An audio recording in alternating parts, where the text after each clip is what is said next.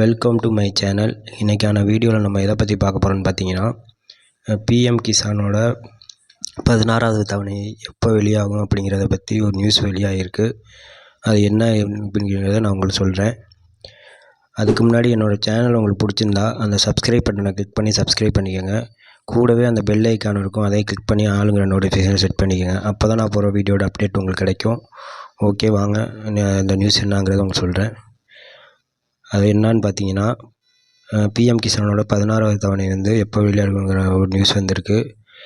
அது என்னான்னு சொல்கிறேன். இந்தியாவில் உள்ள விவசாயிகளின் வருவாயை அதிகரிக்க மத்திய அரசு பல்வேறு திட்டங்களை செயல்படுத்தி வருகிறது. இந்த திட்டங்களில் முக்கியமான ஒன்றுதான் பிரதம மந்திரி கிசான் சம்மன் நிதி யோஜனா.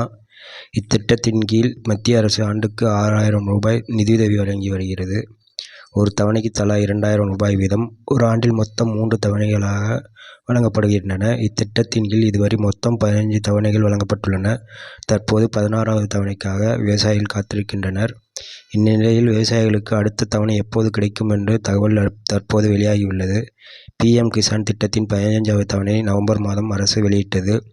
ஜார்க்கண்ட் விவசாயிகளிடம் பேசிய பிரதமர் 15வது தவணைக்கான பணத்தை அனுப்பி வைத்தார். ஒவ்வொரு 4 மாதங்களுக்கும் விவசாயிகளுக்கான பணத்தை அவர்கள் வங்கி கணக்குக்கே அரசு மாற்றுகிறது.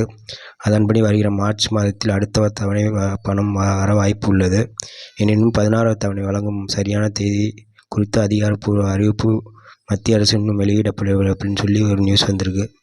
அதனால் 16வது தவணைக்கான டேட்டு இன்னும் கன்ஃபார்ம் தெரில. அந்த 16வது தவணை மார்ச் மாதத்தில் வெளியிடுன்னு சொல்லி ஒரு நியூஸ் வந்திருக்கு.